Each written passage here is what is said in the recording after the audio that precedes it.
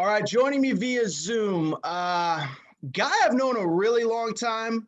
We were trying to do this during the season, and then the schedule started, stopped, games added, games subtracted. But like I said, Coach Enfield, I've known you a long time, man. Love talking ball with you.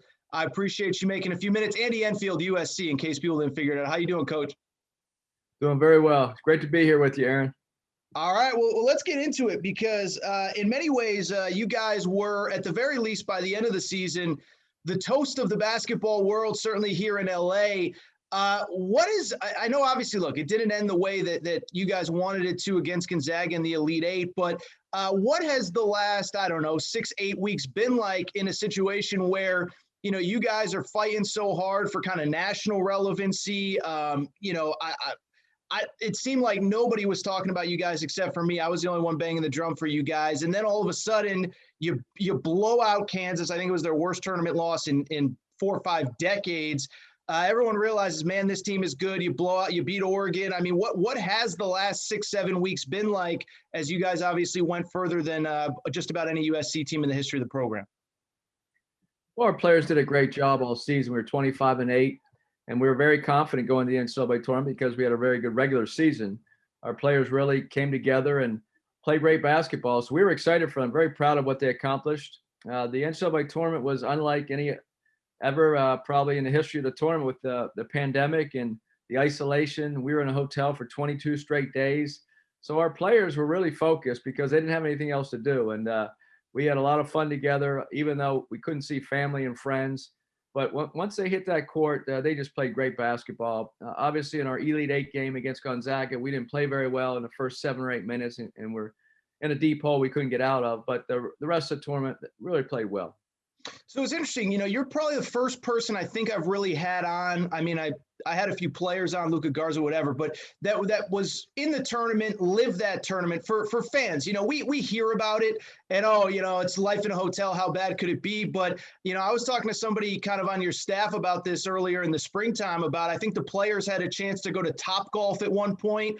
And one of your assistants, he's like, I just want to get out of the hotel. I don't know how to hit a golf ball, but I just want to be out of the hotel. How mentally straining was it? I mean, you spend basically a whole season in isolation, but take us for people that heard the stories, all the stuff that happened in the bubble, but what it was really like in there, especially for a team like you that was in there for about 3 full weeks.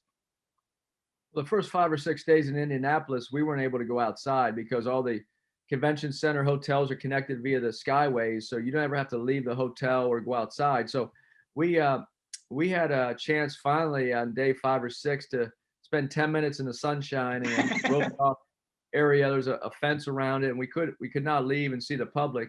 So that was a highlight of our week. And then we obviously played our first game and fortunate enough to win and go on and play another game and win that. So once we went to the Sweet 16, they opened up the baseball stadium across the street where we were able to exercise. And our exercise was being escorted across and walking laps around the warning track in the infield. So it certainly was not what we were used to, but the good thing was we kept winning. So our stay was extended and our players and staff did a great job.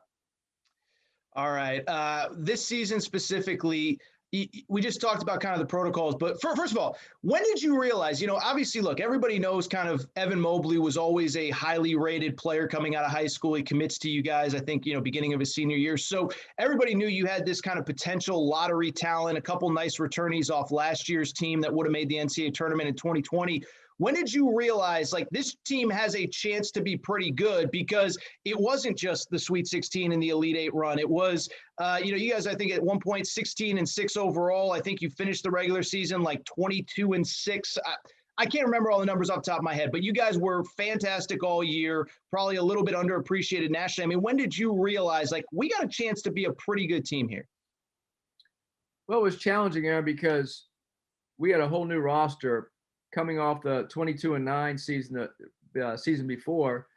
We lost everybody except 3 players. And so Onyeka went early to the draft. We had some seniors, very good players, Jonah Matthews, Nick Kosovic, and some grad transfers. So we only had 3 returnees, and then the pandemic hit, and we had to recruit a whole new roster via the telephone and Zoom. So when you say, when did we realize, we didn't realize in the summer because we weren't allowed to see our players or work them out.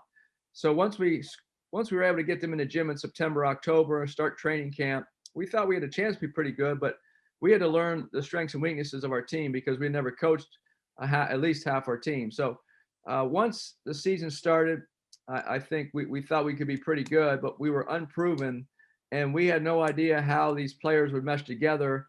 And then when the games got tight, the competition increased, how they would respond at the end of games, because you have to win a lot of close games to have a successful season in college. And so once our league started, we thought we had a chance again, and we ended up winning. I think we started out 8-2 in the league, and at that point we thought we were pretty good, but we had a very challenging schedule. The Pac-12 was outstanding this year, and we ended up 15-5 in the league. So I think once midway through the Pac-12 season, we thought we had a very good basketball team, especially on the defensive end. How do and tell people, because I think, how special was it this year to have the run and the team and the group of guys that you did, but given the circumstance, because you just said something that I don't think most people realize is it's easy to forget now, but September, October, we were living in a different world than we are now as far as restrictions and all that stuff. And something that I knew, but it didn't really hit me until the middle of the tournament, I believe the NCAA allowed teams back on campus basically in like June, maybe mid-June or so. And if I remember correctly, you guys didn't even get your players back to campus until like September, and you couldn't bring them in the gym to actually play basketball. Like they were lifting weights and running sprints outside. I mean, tell people, and it's nobody's fault. It's the state rules, whatever. But I mean, you guys overcame a lot that I don't think a lot of people realize when you look at the fact that some teams, Big 12, SEC country, wherever it is, they were allowed to have their players back and in the gym as early as June. Yeah, it was challenging because our players wanted to be here. They were still at home, and we wanted them to be here. But we finally were outside in early September on the tennis courts where it was still about 95 degrees. We had a heat wave, and the air quality was poor with just the humidity. And so it was very hot in Los Angeles. Usually Los Angeles cools down a little bit, but we had a heat wave, and it was not fun to be on that tennis court. And everybody had their own basketball with their initials on it, and we could not pass the ball to each other. All the coaches had gloves and masks on. It was just surreal to be trying to work out a college basketball team, and they could not pass the ball to each other because of the COVID restrictions. So how do you run even a workout, let alone a practice, when they can't pass the ball to each other as players? So it was unlike anything we'll probably ever see again, but it did prepare us. It made us appreciate the fact that we were trying to have a season, and when we could get in the gym, that was a big week and big day for us. I seem to remember a lot of coaches telling me at that time, players have never appreciated a practice more. Last year when the season was canceled, never appreciated an in-person class more. I think it recalibrated a lot of people's thoughts on, what's normal, what's difficult, what's challenging, things like that, right? Yeah, we're still in the same situation here. When we walk on campus, there's no one around. I can't wait till the fall when everybody has the vaccine and we can have a normal college campus atmosphere, just the energy, and to get the students back here. Fantastic. Really quick, this past season, obviously, I think the world kind of got to see how great your team is, how great your program is. Something you and I have talked about a lot through the years. I don't think people realize how good that you guys have been kind of on the national scale really for about 5-6 years now. I brought this up in the middle of the season, and it kind of blew some people's minds is, you guys make the tournament in 2016, 2017. 2018, you're literally the first team left out of the NCAA tournament. You lose in the Pac-12 championship game as the number 2 seed. So you're literally a win away from the tournament. And then, of course, 2020, if there was an NCAA tournament, you guys would have been in it. This is about a 5-6 year journey where, I bring it up. You guys you were basically one game away from going to 5 tournaments in 6 years. I don't think the casual average college basketball fan realized that. Well, I think that's the lack of exposure to the Pac-12 because of the times of games and just the Pac-12 conference in general. So I think this was an important year for us to do well in the tournament as a league. And of course, USC, I think it meant a lot to our program because you're right. We've won over 20 games, 5 out of the last 6 years, and had some really good players. And our assistant coaches have just done a terrific job. Jason Hart, Chris Kaplan have been with me the whole time. And so they really helped build this foundation and elevated the program on a national level. So we're extremely proud of our players. like Jordan McLaughlin, DeAnthony Melton, Chimezie Metu, Benny Bower, Elijah Stewart. Those guys are all in the NBA now, and they won 26 games, 24 games before, and of course this year we had 25 games, a shortened season. So they really set the tone and really elevated the program to allow us to be where we are today. What is the stat that I heard? What are you guys, like the 12th most winningest program in the last 6 years or something crazy like that? I think that's among the 6 power conferences. Yes. Not bad. How many guys do you have in the NBA right now? Because again, I don't think people don't think of USC as a basketball factory, but you mentioned Chimezie Metu, who's been playing in the league for a while, DeAnthony Melton, who was with you guys, obviously Onyeka Okongwu. You guys got a lot of talent that has come through. And again, I'll say it so you don't have to. Maybe you disagree with me, and if you do, you're allowed to say it if you want. But I just don't think you guys have gotten the credit in the pub that you guys deserve for what you've done the last 5, 6, 7 years. Well, thank you. It's really a credit to our players. Jordan McLaughlin's having a great year with the Timberwolves. Kevin Porter Jr. is with Houston. Of course, Evan Mobley is going to be a high pick here. So Evan will be our 6th NBA player the last 4 years. Wow. And I think there's some other guys on our team that'll be there very shortly as well. So that's the goal, to graduate players. We have 100% graduation rate. Very proud of that. But also give these players an opportunity to play professional basketball if they so choose, and whether it's in the NBA or overseas. For people who really just got to know Evan Mobley the last 4 or 5 games of that NCAA tournament run, tell us what he's like behind the scenes. I mean, I've known him and his dad, obviously, and his brother too, for since they were, probably in middle school. But tell us about Evan, because I mean, in interviewing him through the years, very dynamic kid, very fun kid, smart kid, and I think, like I said, a lot of people really got to know him there over the last 2 or 3 weeks of the season. Well, Evan is just an A-plus person. He is a hard worker. He's so fun to be around. He's got a terrific personality, and he just helps you win basketball games. He's a great teammate. He's very unselfish. He's probably the most unselfish so-called superstar we've been around, because, for instance, in the Kansas game, he was our 5th leading scorer, but he had 6 assists. Against Oregon in the Sweet 16 game, he was our 4th leading scorer, but had 5 assists. So when you're talking about that unselfish spirit, that really is contagious among our players. And Evan was our most talented offensive player. And he was our most unselfish. So for him to improve like he did throughout the year, so he's going to have just an outstanding professional career. His best basketball is ahead of him. But to a lot of people say, well, you have a higher level recruit. Well, we were picked 6th in the preseason with Evan coming in the Pac-12. And just because you have a very talented freshman doesn't guarantee success at the collegiate level. So what Evan did, he improved as an individual, helped our team improve, and he helped us win basketball games. And if you have a guy only for 1 year, you would really hope that they help you win. And he's just a winner. So that's one word you'll always be able to say about Evan Mobley. Well, and I was going to say too, this isn't a criticism of any player at any school, but there's a lot of kids that do come in. They know, frankly, probably if things go as planned, they're only going to be there for 1 year. What does it say not only about him, about his dad, his family, and all that stuff, but it doesn't – I don't want to say that no kid – I mean, Jalen Suggs obviously helped Gonzaga win a lot of games, but how rare is it to have that kid that he doesn't – it seems like he strikes me as, I don't care if I score 4 points, but if I have 6 blocks and that's what gets us the win, I just feel like, in this era, guys like him don't come along very often, I guess I would say. Yeah, Evan is a special young man, a special player. So that unselfishness and his work ethic, and if you watch him play, you can't really tell if he's excited or not. We can tell because we know him a little better. We see him every day in practice, so we know when he gets excited. But he has a demeanor where he just wants to go out and help his team win. You don't see the highs and lows in his facial expressions. But I'll tell you what, he is just a special player. They don't come along too often.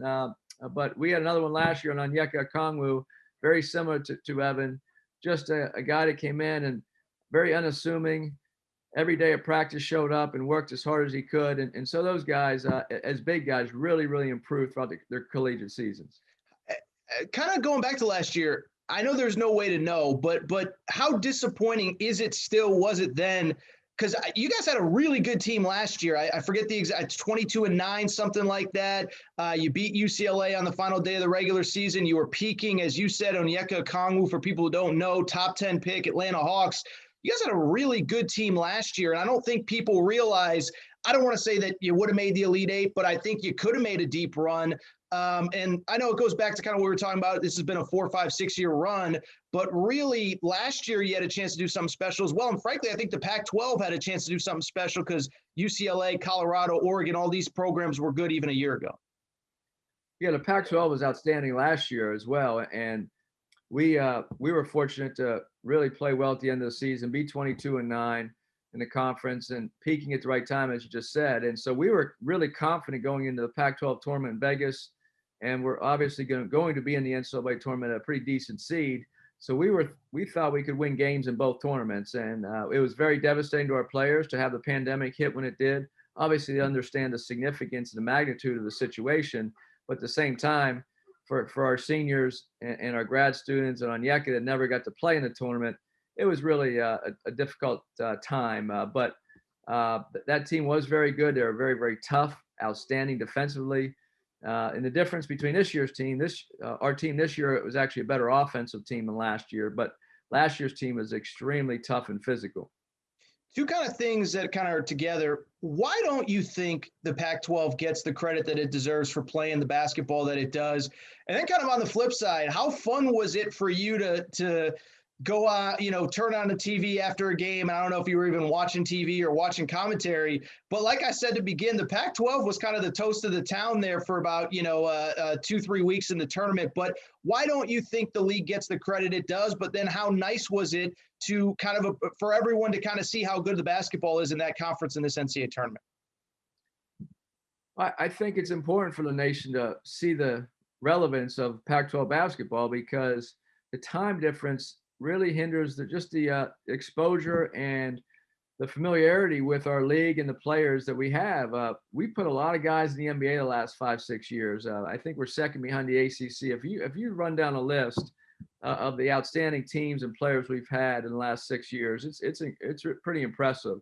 So I do think, Aaron, that number one, the time, if like our Pac-12 championship game 3 years ago when we played Arizona, they had DeAndre Ayton and Lonzo Trier and those guys, and we had Chimezie Metu, Jordan McLaughlin, and our guys. And so we played it. The championship game, I think, started at 9 o'clock Vegas time, which was midnight. Now, who's going to watch that?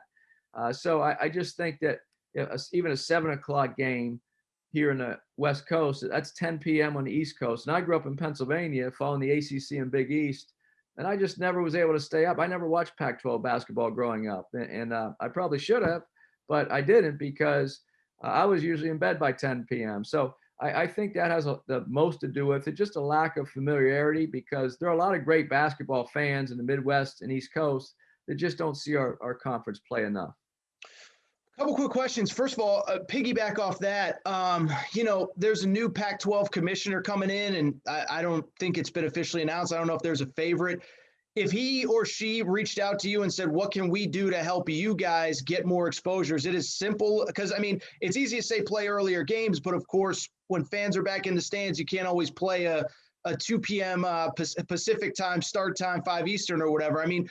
I'm sure you've thought about it as you build your program, as you talk to coaches around the league. What kind of advice would you give to people in charge to help this league get more exposure? Because again, the basketball is good. It's just about getting more eyeballs on it and appreciation of it. Well, we have travel partners still. So we play 2 road games, or teams come to Los Angeles, they'll play USC and UCLA on the same road trip. And we do the same when we go on the road. So I think a hybrid schedule might be a possibility where we play more afternoon games on Saturday and Sunday. We don't play a lot of Sunday games as a league, but Saturday games, even a 7 o'clock Saturday night game, is not getting exposure in the East Coast like we would want. So Saturday afternoon games start at 1 o'clock or 2 o'clock or 4 o'clock. And I think, but you probably have to do more of a hybrid schedule, which means you'd have to break up the travel partners a little bit. So I'm not an expert on the scheduling and, of course, the expense of travel. But I think there are some things that the new commissioner could look at with our basketball group. And so real quick, for people who don't understand, basically you'll fly up to Oregon You'll play Oregon, say, on a Thursday night. Bill Walton's there, all that stuff. Then you guys are basically stuck in a hotel till Saturday night, 48 hours, maybe Sunday. There's some Sunday games now, 72 hours later, whereas an ACC and SEC school, they'll play a road game on a Tuesday night. They'll be back on campus by Wednesday morning. I don't think the average fan understands it. It's kind of a grind. It's not an excuse, but it's kind of a grind the way that the Pac-12 has kind of set up their travel. Yeah, it is. It is really challenging for the student athlete because I coached at Florida State in the ACC for 5 years with Coach Hamilton. And like you said, Aaron, if we played a road game at Wake Forest or North Carolina or Duke, we would fly up the night before, play the game, and fly back the same night. And our players would be in class the very next morning. Here in the Pac-12, because of the travel partners, the road trips are extended. And so there's class time is an issue, but also just the length you're on the road. When you're on the road 5 days, sometimes 6 days if you have to play on a Sunday, and there's also some Wednesday games. So I know our league has done a really good job this past year playing Thursday, Saturday games to eliminate those 5-6 day trips. But my family vacations in Hawaii are 5 days. And unfortunately, sometimes our road trips for 2 games in the Pac-12 are longer than my family vacation. So it does become a grind, especially for the student athletes and the coaches. But it's also difficult to win on the road when you're sitting around a hotel for 2.5 days or a day and a half before the next game. So I think that's something they've thought about in the past, but I'm sure there'll be some suggestions here in the spring when the new commissioner is announced. Fantastic. 2 quick questions. You've been great with your time. Thank you for it. The first one, you mentioned your coaching staff, and I've had the chance to sit in on some of your workouts. Jason Hart is about as good of an assistant coach as I've seen anywhere in the country. I mean, I know you mentioned your staff in passing, but Chris Capco, Eric Mobley, like I said, I've sat in on some of your workouts. I've been all over the country. Jason's about as good as it gets. And obviously those other 2 guys are fantastic as well. Just want to give you this platform because I know even during the NCAA tournament, you were talking about the role that Jason and these guys have on the entire program as a whole. Well, as a head coach, you're only as good as your assistant coaches and your players, and we happen to have a terrific staff. Jason Hart's been with me 8 years. He was an NBA basketball player. He's a high level assistant coach. He should be a head coach. I know a lot of jobs in this area haven't opened, which means their teams around here are pretty good, which is a great thing. But Jason deserves to be a head coach right now. He's ready for it. And Chris Capco, the same thing. He's been with me a long time, and to see the development from those guys and how they've developed our program and elevated our program, it's been fun as a head coach to watch because they just are 2 of the best coaches in the country. And then Eric Mobley joined us 3 years ago, and he had been around the game and coached at different levels, but never been a college coach. And now his scouts are so detailed, and he's so good with player development, and and they're all great recruiters, because they're just good with people. And so to have a staff like that, I try to give them all the responsibility and they take it from there, and they've all improved and just really great. So they're a lot of fun to be around. You spend 22 days in a hotel straight with just your staff. You better have some great people with you, or you might not want to coach any longer, but I'm very, very fortunate. All right, fantastic. Last one. I know it's April, right? Like things are going to change, but I feel like your roster is mostly set for next year. You signed a transfer. I know you can't really talk about transfers, people that haven't signed letters of intent, but I'm excited about that transfer. I think everyone knows what I'm talking about. And of course, obviously Isaiah Mobley, who had such a big role. He was fantastic in the NCAA tournament. He's testing the draft waters. I know we don't want to get too far ahead of ourselves, but I feel like, you guys have a chance really good again next year. How excited are you to get back in the gym? I know you've been sort of working with them, but get them back for the summer, normal season, everything going into 2021, 2022. We feel great about our returning players. They all have to make nice jumps in the offseason. I mean, they have to improve. They have to improve their bodies, get stronger or quicker, and they have to improve their skill sets. So we do have a lot of experience. To have players that just played in the Elite Eight to come back and be the foundation of your program. We have 4 freshmen coming in. We do have a transfer, as well as we have Isaiah Mobley is testing the waters, but we do lose Taj Edie, who will play professionally, and then Evan Mobley and Noah Bauman is transferred. So we will have a new team, but 75% of the team is coming back. And I think with that stability, that experience, the big game experience that they've had, will hopefully give them the confidence and the desire this offseason to really come back as just a tremendous team. We don't have to do a lot of teaching the preseason like we did this past year, and so we're excited for these guys. How many workouts do you think you'll have on a tennis court next year? Hopefully none. If we work on a tennis court, it better be with a racket and a sleeve of tennis balls.